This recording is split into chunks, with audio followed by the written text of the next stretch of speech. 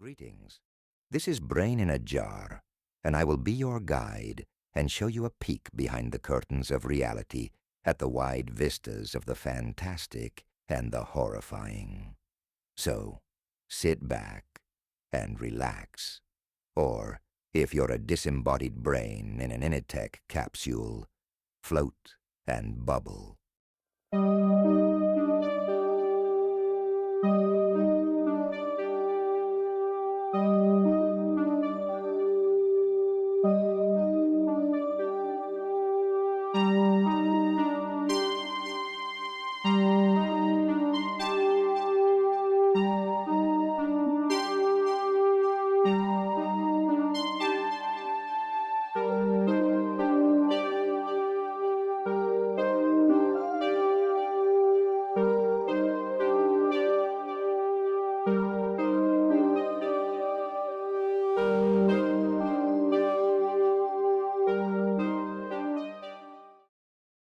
Our first tale is a classic tale of stranger danger, with a heavy emphasis on the strange.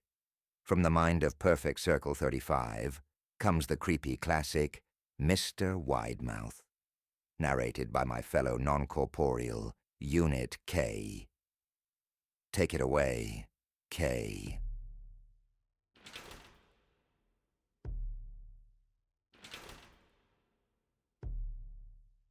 During my childhood, my family was like a drop of water in a vast river, never remaining in one location for long. We settled in Rhode Island when I was 8, and there we remained until I went to college in Colorado Springs. Most of my memories are rooted in Rhode Island, but there are fragments in the attic of my brain which belong to the various homes we lived in when I was much younger. Most of these memories are unclear and pointless, chasing after another boy in the backyard of a house in North Carolina, trying to build a raft to float on the creek behind the apartment we rented in Pennsylvania, and so on.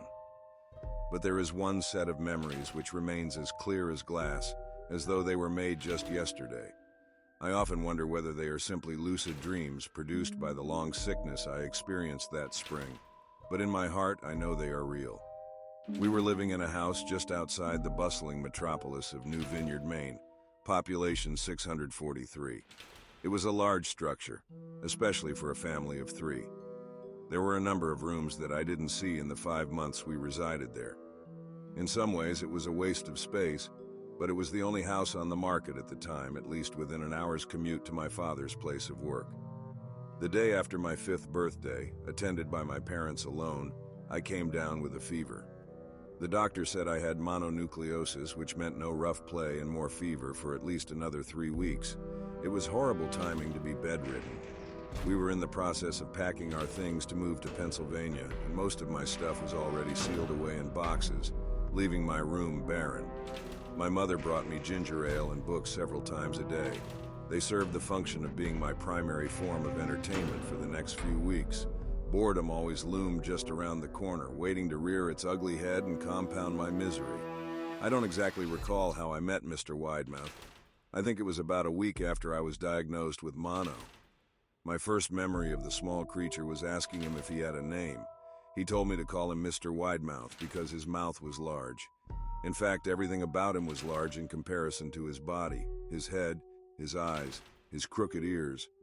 But his mouth was by far the largest. "You look kind of like a Furby," I said as he flipped through one of my books. Mr. Widemouth stopped and gave me a puzzled look. "Furby? What's a Furby?" he asked. I shrugged. "You know, the toy, the little robot with the big ears. You can stroke and feed them almost like a real pet." "Oh." Mr. Widemouth resumed his activity. "You don't need one of those. They aren't the same as having a real friend." I remember Mr. Widemouth disappearing every time my mother stopped by to check in on me. "I lay under your bed," he later explained. "I don't want your parents to see me because I'm afraid they won't let us play anymore." We didn't do much during those first few days. Mr. Widemouth just looked at my books, fascinated by the stories and pictures they contained. The 3rd or 4th morning after I met him, he greeted me with a large smile on his face. "I have a new game we can play," he said. "We have to wait until after your mother comes to check on you because she can't see us play it. It's a secret game." After my mother delivered more books and soda at the usual time, Mr. Widemouth slipped out from under the bed and tugged my hand. "We have to go to the room at the end of this hallway," he said. I objected at first, as my parents had forbidden me to leave my bed without their permission, but Mr. Widemouth persisted until I gave in. The room in question had no furniture or wallpaper.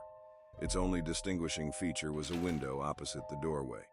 Mr. Widemouth darted across it and gave the window a firm push, flinging it open. He then beckoned me to look out at the ground below. We were on the second story of the house, but it was on a hill, and from this angle the drop was farther than 2 stories due to the incline. "I like to play pretend up here," Mr. Widemouth explained. "I pretend that there is a big, soft trampoline below this window and I jump. If you pretend hard enough, you bounce back up like a feather. I want you to try."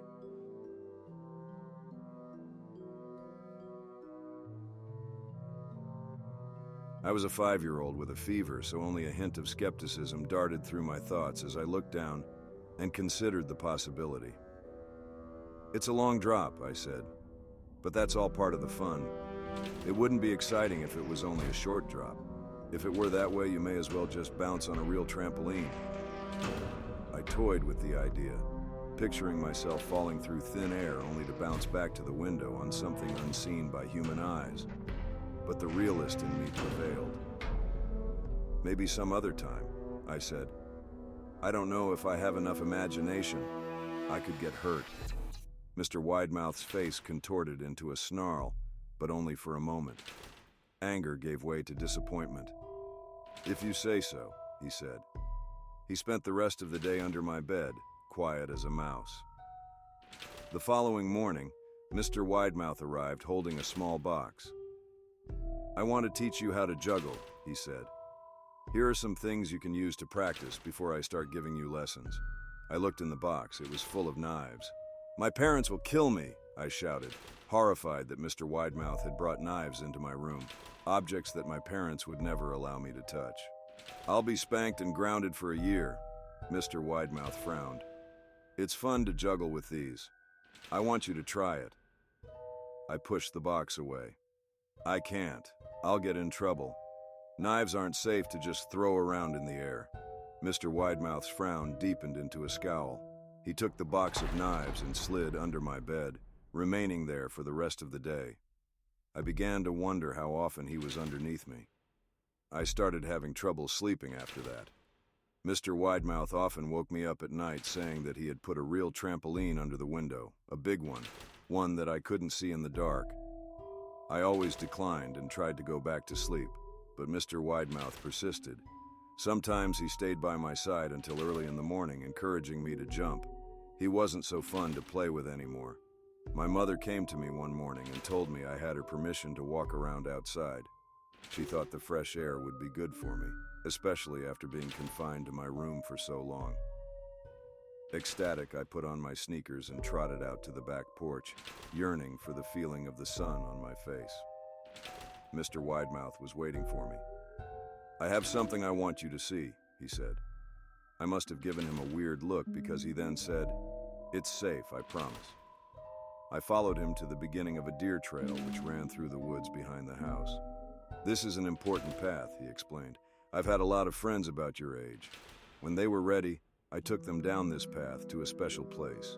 You aren't ready yet, but one day, I hope to take you there." I returned to the house, wondering what kind of place lay beyond that trail. 2 weeks after I met Mr. Widemouth, the last load of our things had been packed into a moving truck. I would soon be in the cab of that truck, sitting next to my father for the long drive to Pennsylvania. I considered telling Mr. Widemouth that I was leaving, but even at 5 years old, I was beginning to suspect that his intentions were not to my benefit, despite what he said otherwise. For this reason, I decided to keep my departure a secret. My father and I were in the truck at 4 a.m. He was hoping to make it to Pennsylvania by lunchtime tomorrow with the help of an endless supply of coffee and a 6-pack of energy drinks. He seemed more like a man about to run a marathon, not one about to spend 2 days sitting still. "Early enough for you?" my father asked with a hint of sympathy.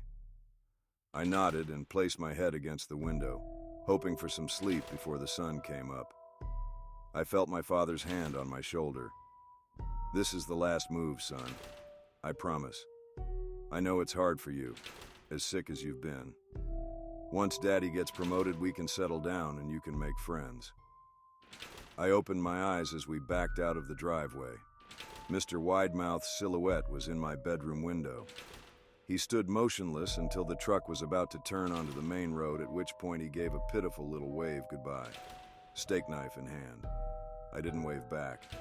Years later, I returned to New Vineyard. The piece of land our house stood upon was empty, except for the foundation, as the building had burned down a few years after my family left. Out of curiosity, I followed the deer trail that Mr. Widemouth had shown me. Part of me expected him to jump out from behind a tree and scare the living bejesus out of me, but I felt that Mr. Widemouth was gone, somehow tied to the house that no longer existed. The trail ended at the New Vineyard Memorial Cemetery. I noticed that many of the tombstones belonged to children. Back when I still had a body, this story gave me the creeps. When we come back, the stranger danger gets more dangerous.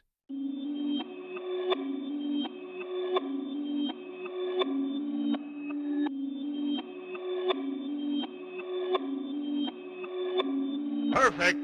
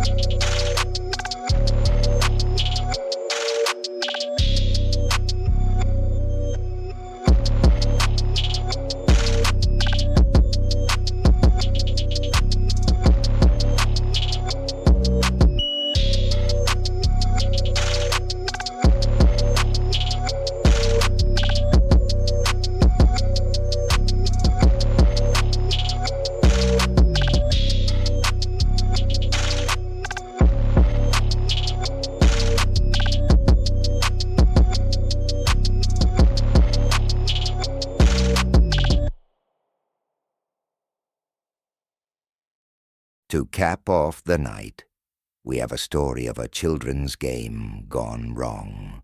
I like to try and glean some knowledge from these spooky tales. There are always bits of wisdom to be found in the dark recesses of the world. I think that the moral of this story is, be careful of who you play games with. From the mind of Twilight Sparrow comes the harrowing tale, a game of flashlight tag, narrated by the lovely Unit N.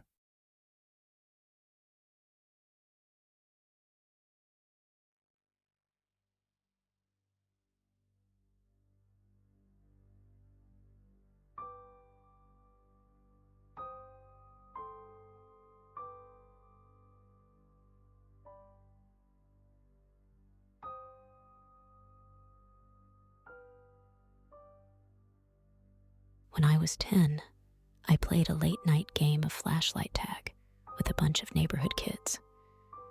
If you don't know what flashlight tag is, it's the same as tag, but you play it in the dark. The person who's it gets a flashlight, and they have to yell the name of the person they see with it in order to tag them. It was really cloudy that night, and most people had their curtains drawn. So it was the perfect level of darkness to hide in. The side of the street my house was on was skirted by a broad length of woods. That was basically the boundary for our side of the game. You could run through any yard, even go across the street and run through their yards. But you weren't allowed to hide in the woods because it was too difficult to find anyone in there.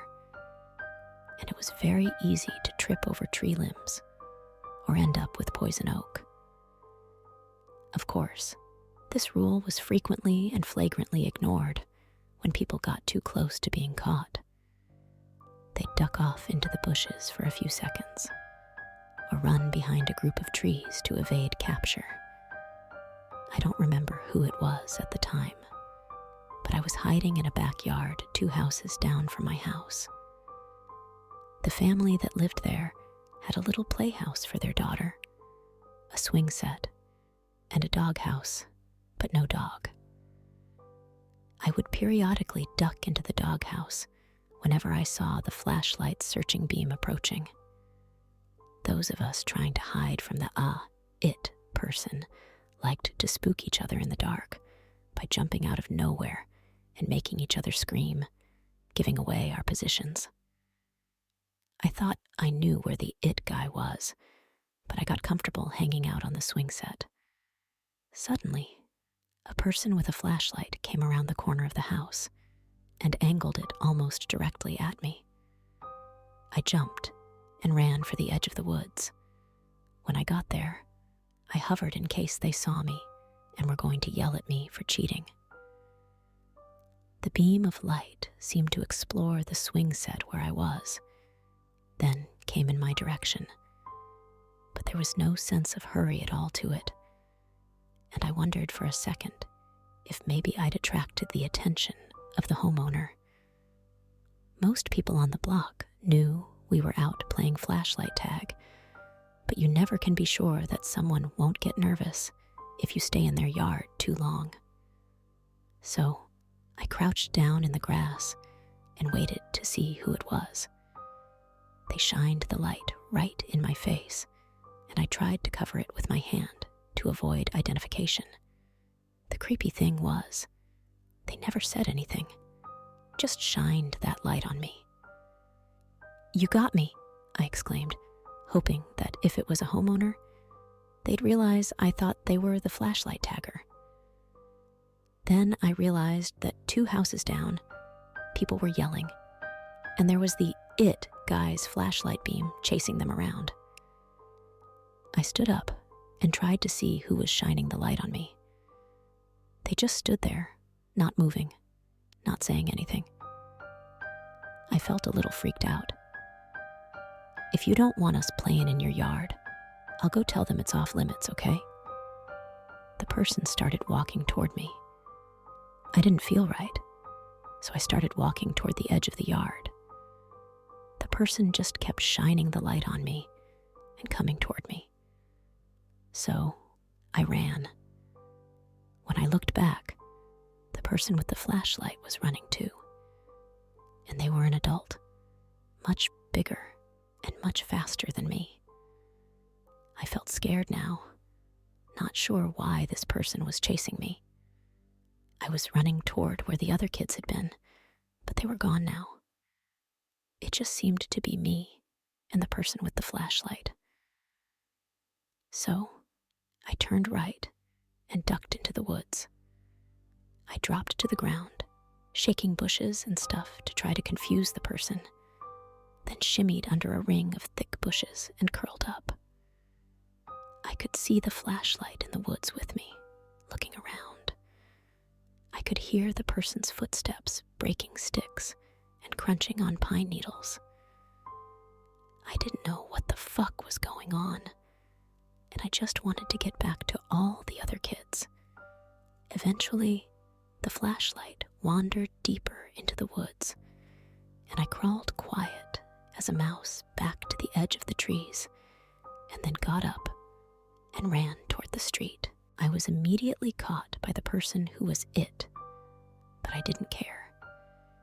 He yelled loud that I was now it, and I tried to tell him that there was someone else with a flashlight wandering around in the woods, but he took off into the dark, yelling about no tag backs. "Don't go in the woods," I yelled, but nobody responded.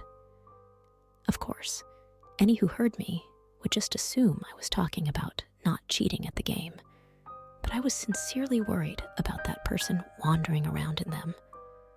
Of course, now I had a flashlight of my own, so I thought I should go and see if I can find out who that was, just to make myself feel better. I went back behind the house I'd come from, and a bunch of laughing shadows scampered out of sight into neighboring yards. I ignored them and headed straight for the trees. I couldn't see any other light in there, so I thought maybe he went home. I didn't know if it was a man or a woman, but I didn't imagine any women trudging through the woods at night. I went about playing the game again, albeit anxious because of the lingering thought that there was someone wandering in the woods who didn't seem to be playing the game with us. I ran across the street and chased people through the backyards there, but after a while, I found the lots empty and realized that they must have gone back across the street. I ran back over and was exploring the beach's backyard. Mrs. Beach had a clothesline with a bunch of drying sheets on it, and her daughter Charlotte liked to hide among the linens and stay close to home in case she got too scared of the dark. She was only a year younger than me. I thought I heard something at the tree line, so I went over and was waving the flashlight around into the woods. "Stay out of the woods," I remember yelling. I waved the flashlight back and forth a couple more passes, then saw someone off in the distance.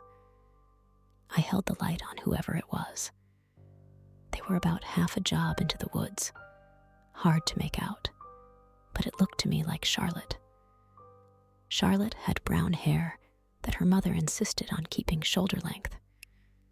We always dressed dark for flashlight tag, and Charlotte liked to wear this deep purple sweatshirt, so it was usually easy to tell when you had found her. "Charlotte, I see you," I yelled. She just stood there. I continued to hold the light on her and call her name, but she didn't seem to move. She stood there, partially obscured by a tree, and looked at me. The distance between us was enough that I couldn't see if she was blinking or not, but she had her head propped at an angle, like she was looking around the trunk at me, with her mouth hanging slightly open. Every now and then, she sort of twitched or squirmed. It was a real freaky kind of movement. "Charlotte, come out of there," I yelled. "Everybody, Charlotte's it, but she won't come out of the woods." Some kids, including my friend Dustin, appeared behind me and started joining in my yell for Charlotte to come out. "Do you see her?" I asked. "Yeah, she's over behind that tree." "Charlotte, get over here," Dustin said. But she wouldn't come. "Charlotte, are you okay? Get over here, dummy." Charlotte seemed to stand up straighter and then disappear behind the tree. We could hear movement, but it seemed to be going away rather than toward us. Dustin started shouting Charlotte's name again and trudging into the woods after her, but I grabbed him and gave him the flashlight to take with him. I was scared again because this all seemed surreal. I went to Charlotte's house and knocked until her father answered. "Mr. Beach, Charlotte won't come out of the woods, and I'm worried about her, I told him. I wasn't sure if he'd take me seriously, but he rolled up his newspaper and disappeared into the closet behind the door for a moment, before returning with a huge flashlight strapped to a car battery. "Show me where she is," he told me. So I led him to the woods and pointed to where I'd seen her. "She was right there," I said, "by a tree, but she wouldn't come out, and she was acting like she was sick or something." A bunch of the other kids kept calling Charlotte, Charlotte, and I could see Dustin's flashlight beam moving around through the trees. Mr. Beach went in after him. They explored the woods for a good 15 to 20 minutes, and Mr. Beach started getting real angry. We could hear him yelling very loudly for Charlotte, threatening her with all sorts of punishments if she didn't get her ass back in the backyard that instant. The game was over by now, and we kids just stood there in the Beach's backyard among the linens and watched. Dustin came running back out of the bushes with a dead flashlight. Eventually, Mr. Beach came back out of the woods.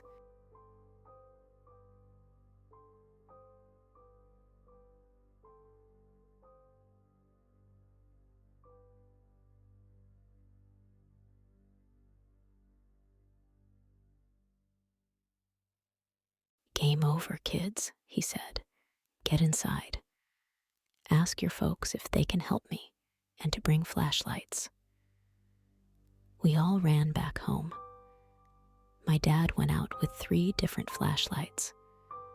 My mother went and turned on all the lights in the back rooms and opened the curtains and shades to help illuminate the backyard.